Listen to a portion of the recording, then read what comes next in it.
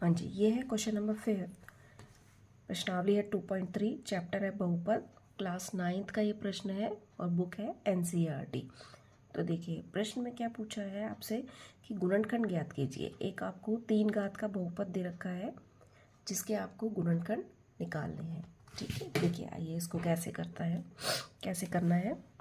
सबसे पहले इस बहुपद को आप px मान लीजिए। तो px हमें दे रखा है 3 घात का बहुपद। x की जो बड़ी घात होती है, सबसे बड़ी घात इसमें 3 है, इसीलिए इसको क्या बोलते हैं, 3 घात का बहुपद। तो देखिए इसके जब हम गुणनखंड निकालेंगे तो 3 घात का बहुपद है, इसीलिए इसके 3 गुणनखंड निकलेंगे। ठीक है, ये आपको ध्यान रखना है कि जितने भी घात का बहुपद होता है उतने ही उसमें गुणनखंड निकलते हैं।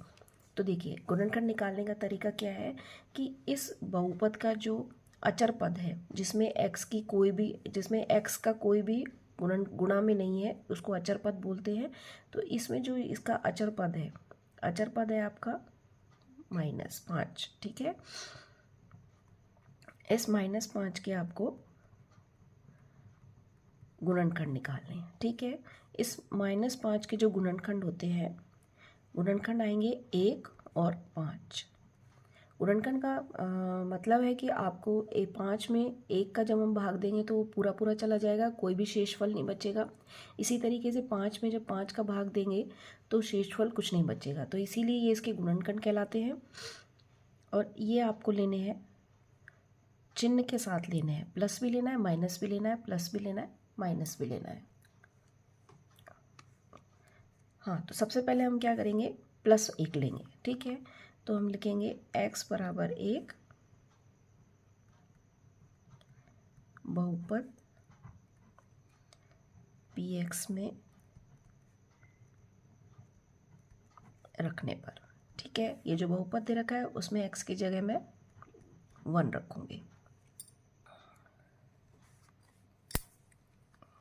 इसमें मैं 1 रखूँगी तो 1 की घात 3, 1 की घात 2, 9, 1 -5। ठीक है, इस बहुपद में मैंने 1 रख दिया है। ठीक है, अब इसके देखिए हम इसको हल करते हैं तो 1 का 3 बार मल्टीप्लाई करेंगे 1 आएगा, 2 इसको 1 को 2 बार मल्टीप्लाई करेंगे 1 आएगा, और 1 को 3 से मल्टीप्लाई करेंगे 3 आएगा, 9 को 1 से गुणा करेंगे 9 आएगा, माइनस का 5 आएगा। तो इसका जो मान है या इसको जो हम सरल करेंगे तो ये आएगा 9 और 5 14 और 3 17, ये आएगा माइनस का 16। तो ठीक है, P1 का जो मान है वो ≠0 आ रहा है। ठीक है, इसीलिए अब हम यहाँ पे लिखेंगे, इस 1 को इधर ले जाएंगे, ये एक गुणनखंड नहीं है। ठीक है, सॉरी, इसको ऐसे लिखेंगे x - 1 एक गुणनखंड नहीं है। ठीक है, सबसे पहले मैंने +1 रखा, उसमें देखा कि px का मान यदि 0 आ जाता है तो उसका वो गुणनखंड निकल जाता है। अगर यदि 0 नहीं आता है तो आपको गुणनखंड नहीं आएगा, आपको आगे रखना पड़ेगा। ठीक है, अब एक रख के देख लिया मैंने, उससे भी p जो बहुपद है उसका 0 नहीं आ रहा है। अब हम रखेंगे -1। ठीक है,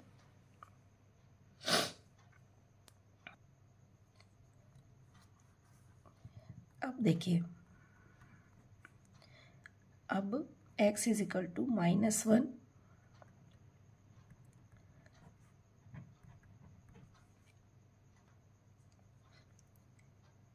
px में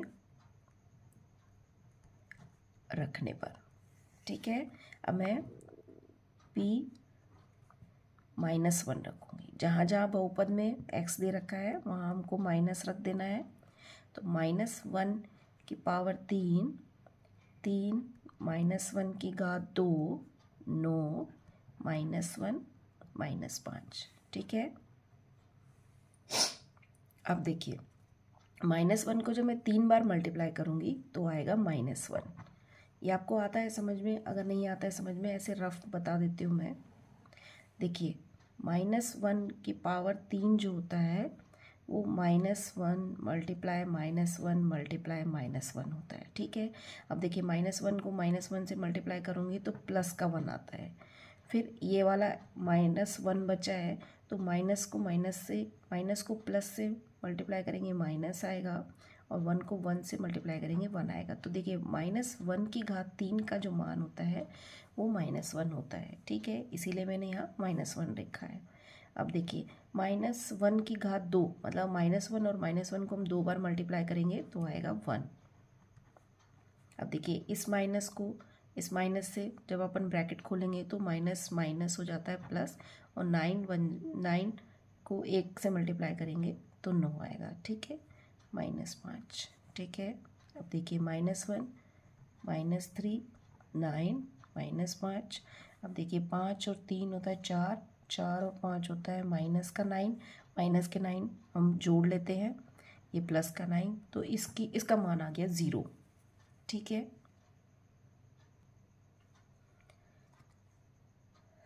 इसका मान आ गया 0। अतः ये देखिए ये जो x की जगह -1 रखा है, इस -1 को मैं इधर ले जाऊंगी तो ये हो जाएगा x + 1 बहुपद px का एक गुणनखंड होगा। ठीक है, अब देखिए क्या होगा, x + 1 जो है वो px का एक गुणनखंड होगा। अब देखिए आगे आपको क्या करना है, देखिए एक गुणनखंड आपको मिल गया है। ठीक है, अब इसी तरीके से जब हम ये जो हमने गुणनखंड निकाले हैं, ये देखिए +1 रखा मैंने 0 नहीं आया, -1 रखा 0 आ गया, तो एक गुणनखंड निकल गया हमारे पास। अब देखिए इसी तरीके से हमें +5 और -5 भी रख के देखना पड़ेगा, लेकिन क्या होगा कि इस प्रश्न में +5 और -5 रखने पर सिर्फ एक ही और गुणनखंड निकलेगा आपका। तो इस तरीके से क्या होगा, सिर्फ दो ही गुणनखंड आपको मिलेंगे। ठीक है, तो 2 ही गुणनखंड मिलेंगे, जबकि घात क्या है, बहुपद की 3 है, तो 3 घात का बहुपद है तो 3 गुणनखंड निकलने चाहिए। ठीक है, अब 3 गुणनखंड हमारे पास नहीं निकल पाएंगे, हमारे पास सिर्फ एक गुणनखंड आ गया ये, और एक इससे आ जाएगा, तो 2 गुणनखंड आ जाएंगे, तो उससे हमें तीसरा गुणनखंड निकालने में परेशानी होगी। इसलिए इसका एक और मेथड है जो मैं आपको बता देती हूँ।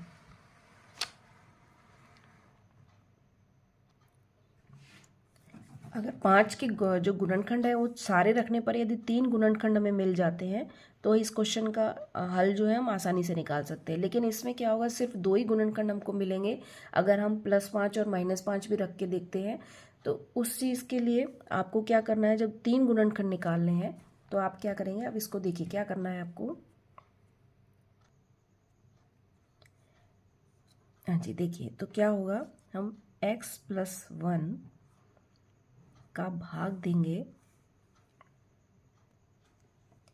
हमारे बहुपद में। बहुपद हमें दे रखा है x की घात 3 3x² -9x -5। ठीक है, ये भाग देना आपने पिछली क्लास में सीखा होगा, अगर नहीं सीखा है तो आपको मैं अच्छी तरह बता देती हूँ। देखिए क्या होता है, सबसे पहले हम हमेशा इसको क्या करते हैं, पहले x की घटती हुई घातों में लिखते हैं। ठीक है, ये तो ऑलरेडी दे रखा है। अगर x की घटती हुई घातों में नहीं दे रखा है तो आपको पहले इसको अरेंज करना पड़ेगा कि x की सबसे ज़्यादा पावर आपको पहले लिखनी है, फिर उससे घटते हुए क्रम में लिखना है। ठीक है, अब देखिए क्या करना है आपको कि यहाँ पर हम x की ऐसी घात लेते हैं कि उसको इससे मल्टीप्लाई करना है कि इसका पहला जो है वो पद आ जाना चाहिए। तो अब देखिए x² को मैं x से मल्टीप्लाई करती हूँ, गुणा करती हूँ, तो x की घात 3 आएगा, क्योंकि एक घात ये हो गई, 2 घात ये हो गई, एक घात ये हो गई। घातें जुड़ जाती हैं जब हम मल्टीप्लाई करते हैं, तो गुणा करते हैं तो इसीलिए x की घात क्या होगा, 3 आ जाएगा। अब इसी x² को मैं 1 से मल्टीप्लाई करूँगी, तो पहले चिन्ह सहित मल्टीप्लाई करना है आपको, तो ये आएगा x²। ठीक है, अब देखिए अब इसको सरल कैसे करना है। देखिए इसको क्या है, इसमें से घटाना है, तो यहाँ हम लिखेंगे घटाने पर अब घटाने पर क्या होता है कि नीचे के जो चिन्ह है वो चेंज हो जाते हैं, ठीक है। जैसे यहाँ प्लस है तो यहाँ माइनस लाएगा, और ये प्लस है तो इसको हम अब माइनस यूज़ करेंगे, ठीक है। इसको हम माइनस लेके चलेंगे। ये घटाने पर ही होता है हमेशा। चर पदों का घटाना जोड़ना आपने पिछले साल पिछली कक्षा में सीखा होगा। अगर नहीं सीखा है तो आराम से, कोई दिक्कत नहीं है, आप यहाँ समझ लीजिए, ठीक है। घटाने पर हमेशा चिन्ह चेंज हो जाते हैं। अब देखिए ये प्लस का है, ये माइनस का है, तो इसको हम क्या करते हैं, कैंसिल कर देते हैं। और ये माइनस का और ये माइनस का, इसको हम क्या करते हैं, प्लस कर लेते हैं। तो चिन्ह माइनस का ही आता है। 3 और 1 होता है 4x²। देखिए ये 3 है, ये 1 आ गया, तो ये 4x। अब इस पद को हम, बाकी जो बचा पद है उसको हम ऐसे का ऐसा लिख लेते हैं, ठीक है। अब देखिए, अब हम अपने को पद लाना है -4x²। तो यहाँ पर हम ऐसी संख्या लिखेंगे कि जिसको इससे मल्टीप्लाई करने पर ये वाला पद आ जाना चाहिए। अब देखिए मैंने -4x लिखा है, -4x को जब हम इससे मल्टीप्लाई करेंगे तो ये आएगा हमारा 4x²। आ गया ना पहला पद। अब इसको आगे पूरे से मल्टीप्लाई करना है अपने को, तो माइनस को प्लस से करेंगे तो माइनस आएगा, माइनस आएगा, और माइनस इसको इससे करेंगे, 1 से करेंगे तो 4x आएगा, ठीक है। अब वापस इसको हम लिखेंगे घटाने पर। देखिए घटाने पर फिर हम नीचे की जो लाइन है उसके हम क्या करेंगे, चिन्ह चेंज करेंगे। माइनस है तो प्लस लगाएंगे, प्लस है तो माइनस लगाएंगे। अब देखिए इससे ये प्लस का, इसको हम प्लस लेके चलेंगे। अब ये प्लस का हो गया, ये माइनस का हो गया, तो ये कट जाता है, ठीक है। अब देखिए ये प्लस का 4 माना जाएगा, 4x माना जाएगा, ये माइनस का 9x है, ठीक है। तो इनको जब हम सरल करते हैं तो ये आएगा माइनस का 5x, और ये जो बचा हुआ पद है वो ऐसे का ऐसा आ जाएगा, ठीक है। अब हमें लाना है माइनस का 5x, तो हम यहाँ लिखेंगे ओनली -5। जब -5 को मैं +x से मल्टीप्लाई करूँगी, गुणा करूँगी, तो ये आएगा माइनस का 5x। माइनस माइनस करेंगे तो माइनस, और प्लस को मल्टीप्लाई करेंगे माइनस आएगा। 5 को फिर 1 से मल्टीप्लाई करेंगे तो 5 आएगा, ठीक है। दोबारा घटाने पर, ठीक है।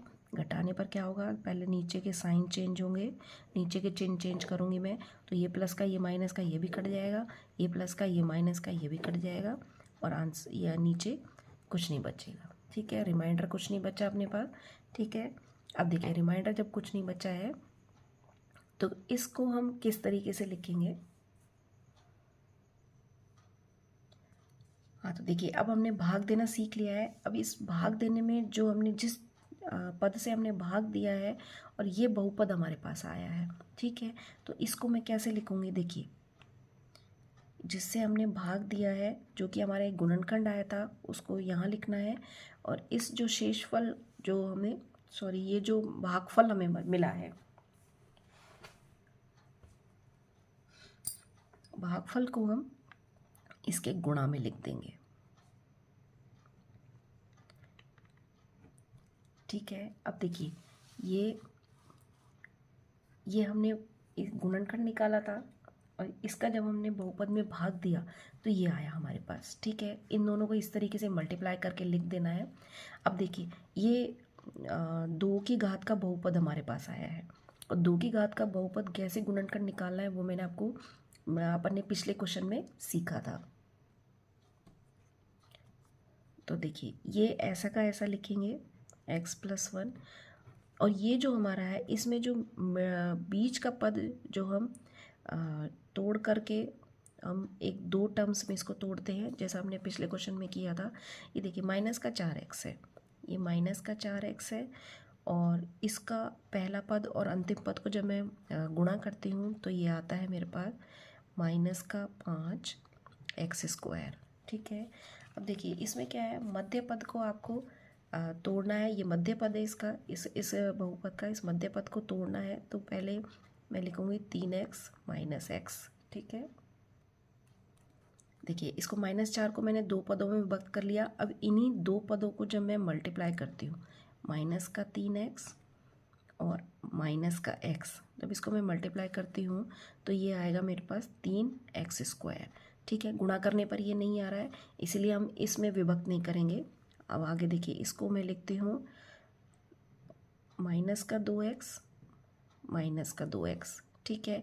अब देखिए माइनस का 2x जब हम सरल करते हैं तो -4x आता है, लेकिन माइनस का 2x और माइनस का 2x जब मैं मल्टीप्लाई करती हूँ तो ये 4x² आता है, तो माइनस का 5x² नहीं आ रहा है, ठीक है। इसी तरीके से अब देखिए आगे देखिए, इसको मैं ले लेती हूँ माइनस का x और माइनस का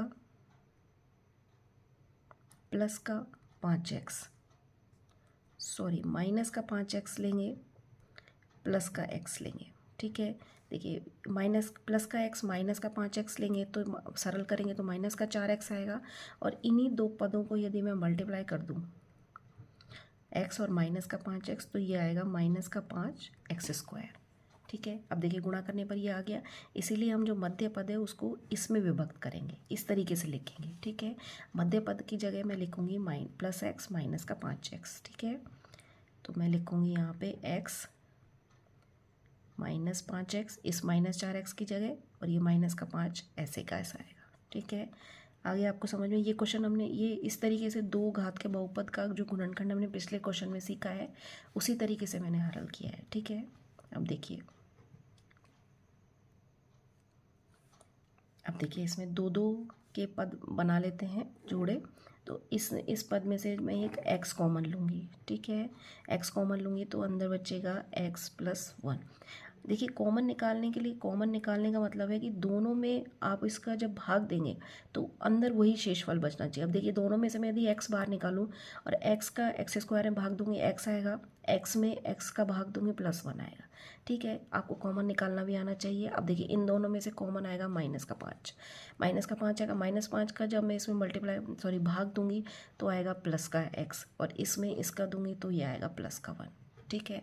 अब देखिए ये दोनों पद सेम आ रहे हैं तो हम इनको एक साथ लिख देंगे, और ये जो बची हुई है x - 5 वो इस तरीके से लिख देंगे, ठीक है। देखिए आ गया गुणनखंड, 3 घात का जो बहुपद था, 3 घात का बहुपद था और 3 गुणनखंड हमें मिल गए हैं, ठीक है।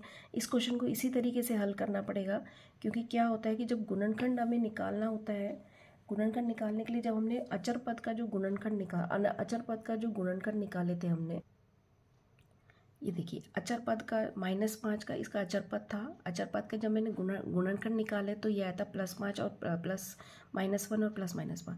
इन दोनों को जब हम रखते हैं तो क्या होता है कि सिर्फ एक ही गुणनखंड हमें इससे निकलता है और एक ही गुणनखंड हमें इससे निकलेगा, ठीक है। जब हम ये रखेंगे तो क्या होता है कि जब 2 ही गुणनखंड आएंगे लेकिन घात क्या है 3 है, तो हमें 3 गुणनखंड निकालने, 3 गुणनखंड निकालने के लिए आपको सबसे पहले क्या करना है, सबसे पहले क्या कर लेना है, आपको सिर्फ एक गुणनखंड निकाल लेना है, सिर्फ एक गुणनखंड निकाल लेना है जैसे कि मैंने निकाला है, जैसे सिर्फ एक गुणनखंड निकाल लिया हमने, और फिर उस एक गुणनखंड का बहुपद में क्या करना है, भाग करना है। भाग करने से क्या होगा, भाग करने के बाद ये और इसको गुणा में लिख देना है, ठीक है। ये देखिए मैंने इसको यहाँ पर इसको और इसको गुणा में लिख दिया है और फिर इसके गुणनखंड किए हैं, ठीक है। ये 2 घात का बहुपद रह जाता है, 2 घात के बहुपद का गुणनखंड निकाला तो इस तरीके से 3 गुणनखंड हमारे पास आ जाते हैं, ठीक है। इसका एक शॉर्ट मेथड भी है जिसको आप सरल तरीके से भी निकाल सकते हैं, सिर्फ 4-5 लाइन में निकाल सकते हैं। उसके लिए मैं आपको नेक्स्ट वीडियो में बताऊंगी, जो कि शॉर्ट मेथड के नाम से होगा, आप उसको बाद में चेक कर सकते हैं, ठीक है। Okay, thank you.